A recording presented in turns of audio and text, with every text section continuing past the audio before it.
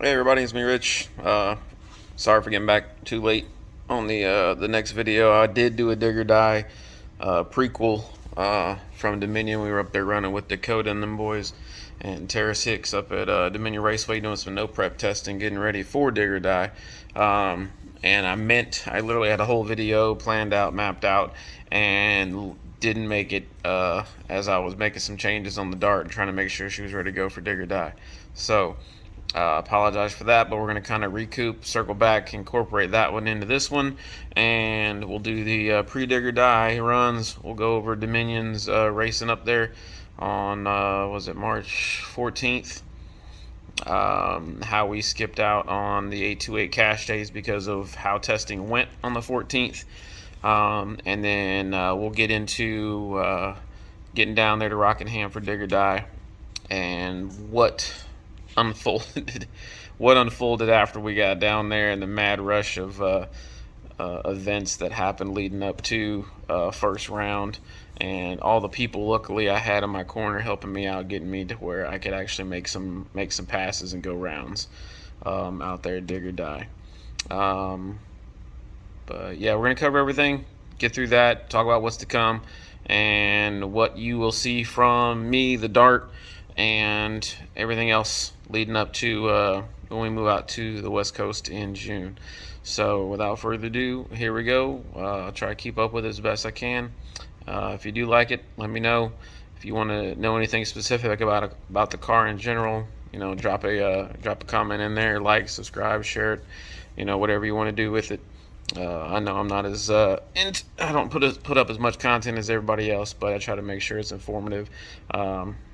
So just let me know what you think.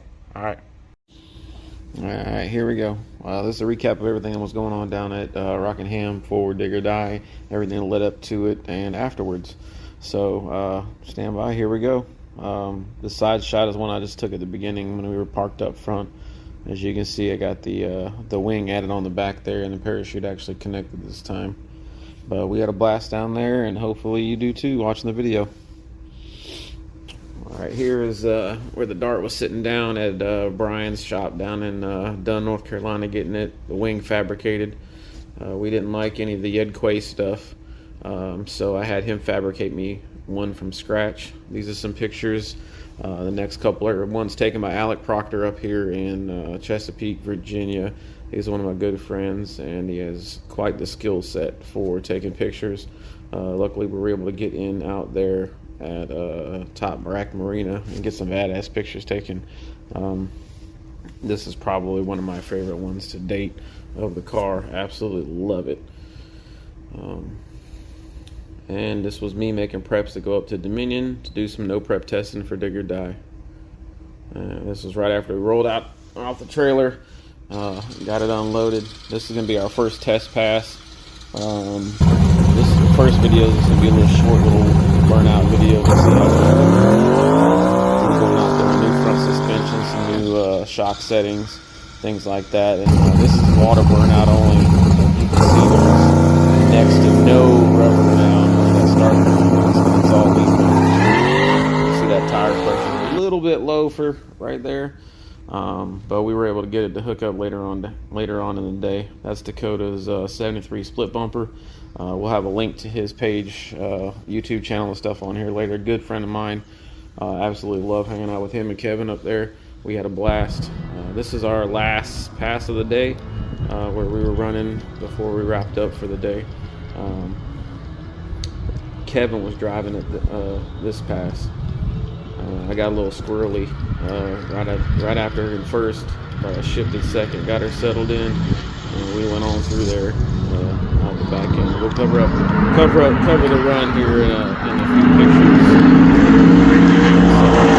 So, this is right after I had come around Kev in the car. Right before the finish line. As you can see right there under my rear bumper, there's a transmission line hanging down. Right before we got to the finish, Kev blew off a transmission line. And using the data we got up there at Dominion, I got home, swapped out the front springs, made a few changes to get ready for Dig or Die. And that was the morning of Saturday morning.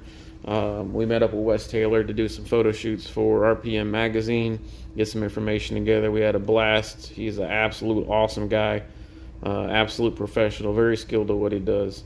But loved actually getting to meet him in person instead of just following his pictures and stuff on Facebook. Here we spent a lot of time in the pits that weekend.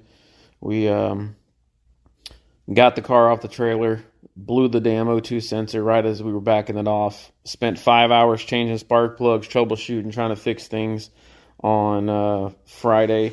Luckily wrapped up about 6:30 at night after one of the other racers was able to sell me another O2 sensor. We were able to make some test hits and get it fixed so we could actually make it to first round drivers meeting Saturday morning. This is old Maddie. She's Anthony Lamb's daughter, helping us get everything up there for first round. We ended up drawing a guy with a big block Ford on nitrous for the first round. Didn't know who the hell he was. Didn't even know who or what I was racing until we got up there. This is us in the staging lanes. Yeah, a couple pictures on here you'll see throughout here. I'll post links to their pages after, but that's the Fox body we ran in the first round. A lot of these pictures are from either Stage Lane Productions, Spooled Media, or from Wes Taylor himself at Lock It In Productions, or SRC, as you can see there, Street Racing Channel. Allison and Tommy, Billy Hoskinson, and those guys, they always do great work. We'll have a couple videos here of front half of the race, and then a back half video of the race. Try not to get my voice bleeding over or bled over by the burnouts and stuff. But those guys are really, really cool people. Here on the pass, I wasn't given a whole lot of, as you can see, I wasn't given a whole lot of time to get up on the two-step, so the car left like a turd. We ended up leaving on like 1.2 pounds of boost, and she felt like a turd, for the first 60, 80 foot. But by the time I grabbed second gear, she started to eat, and then he blew the tires off right as I grabbed second, and boom, we came around him on the big one. Luckily. Here's another picture of the launch. Even only leaving on 1.2 pounds of boost and probably being one of, if not the heaviest damn car in small tire, we were still able to get out on them a little bit. Thankfully, we did, because otherwise we wouldn't have been able to get around him by that fender. Flacco was who we drew in second round. We knew we had a tall order running that car. I've seen that car enough times, YouTube and elsewhere. Vic getting down on any surface. We ended up swapping lanes. I ran left lane first round. He ran right lane first round. I won the coin toss and wanted to get some data in the right lane, so I chose to go in the right lane. From my understanding, they weren't too happy about that. They wanted to run in the right lane, but I wanted to get data in because I knew I could go down the left lane. And then we ended up running here, and I blew the damn tires off, as you can see. Everybody thought, everybody else thought the night was over for me. Brother gave me a call and said, hey, check this out. He was lined up over the line, which they covered in the driver's meeting not to do. So I ended up winning by default. Mike Anderson was the guy I ran in the third round. He had a badass turbo Fox body. Awesome stand-up guys from up around Delaware area. Couldn't ask for a nicer person to run. This was a burnout shot right before running Mike. And I changed the tune up a little bit. We got, Mike won the toss. He got in the left lane. I got in the right lane again. So I changed the tune up to, what I thought was going to be able to go down there. But, hindsight being 2020, didn't have enough weight in the trunk. A little bit too much tire pressure in the rear. We hooked up better. We didn't blow the tires off instantly. But by the time I grabbed second gear, that tight-ass converter I got just lit them up. And it wasn't pretty after that. This is just another video of that run with Mike Anderson in round 3 where he put me on the trailer for the rest of the night. But like I said, they're a great group of guys. His whole crew, him, everything. We knew we had our hands full. I had seen him make a couple passes throughout the day, rounds 1 and 2, and that man was on a mission. He was on a rail, making a hell of a pass every single time he went out there.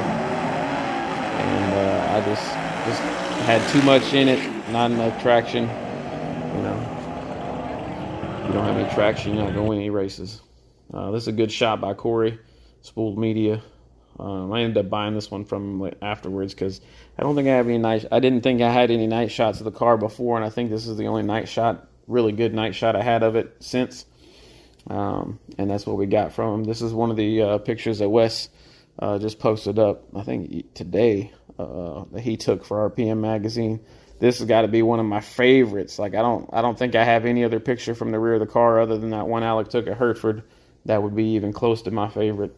Coming up April 24th, small tire up at Dominion, Land of Hurricane, Terrace Hicks race. We'll be up there for small tire racing.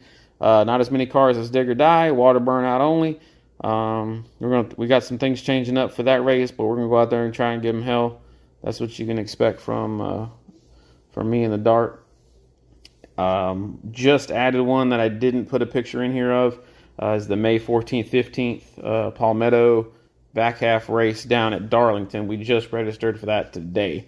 Corey Stamper, Spooled Media, is going to be putting that race on. Can't wait to get down there and check that one out. Haven't been down on that surface yet, so it's going to be interesting. And hopefully we got enough to go out there and be competitive.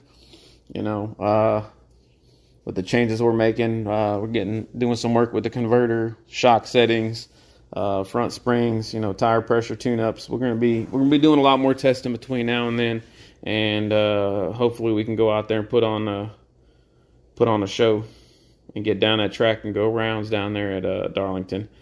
But it's gonna be interesting if we don't take mine. My brother Stanley's been supporting the heck out of me nonstop. Every single time I go out, just about, he's there helping me out, doing everything he can. He's also got his nitrous Fox body he's getting going. Hopefully, fingers crossed, it'll be ready to go for then. If not, then I'm gonna be taking mine down there. We'll run mine instead, and then he can catch up on that July Dig or Die race out at Rockingham. But right now, either one way or another, his car or my car, one of us is going to be in that Dig or Die, or that Palmetto race in May 14th and 15th down at Darlington. So yeah, that's what's going on with the Dart right now.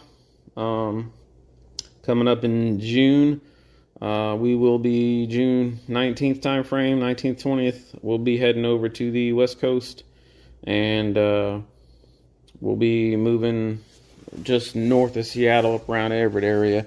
And everything I've seen so far has all been front half bracket style or run what you brung kind of racing. So most likely by the time we get over there, we'll be back on radials, and there'll be some changes, and the old Dart's got to lose some weight to run a bunch of those front half races. I've already got the bumpers on my car are still all steel, big heavy things. I've got some brackets already in the trailer. And I've got some fiberglass bumpers being made by Stinger Fiberglass down in Florida.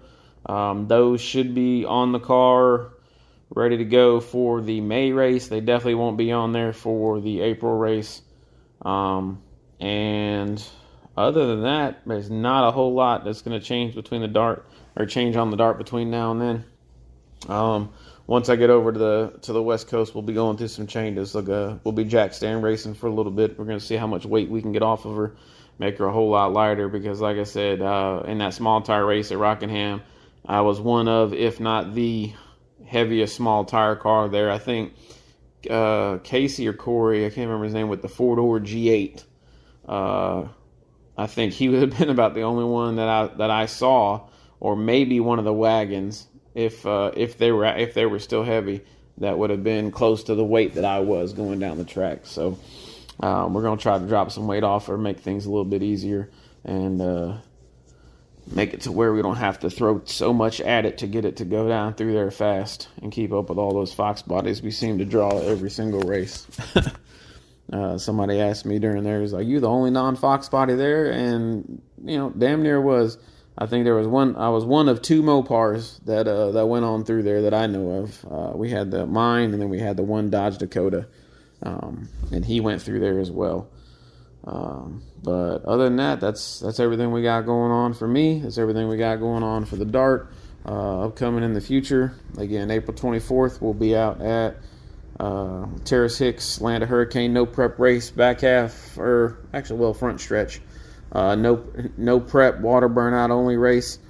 I do like that one because you actually got to keep the front end on the car, whereas a lot of other no preps, you can rip the front end off, save the weight, get it to transfer a little bit better. You take your aerodynamics and turn it into a brick, but it saves a lot of weight sometimes when you're going down the track, depending on how some of these cars are set up. So you can get that front end up and get that rear end planted a lot easier if you take some weight off the nose. You don't have to pull up quite as much, and you don't have as much falling back down on those front springs, keep getting that front end to settle back down. So it's got its advantages and its disadvantages, but mine's all steel, all glass, still got a back seat, full interior street car. So we're gonna give them hell, do what we got to do, and see how we come out on the other side. All right, thanks everybody for watching. Hopefully you like it. Like, subscribe, share if you liked it. Tell your friends. If not, let me know what you think in the comments below. All right, guys, y'all have a good night. Take care. Stay safe.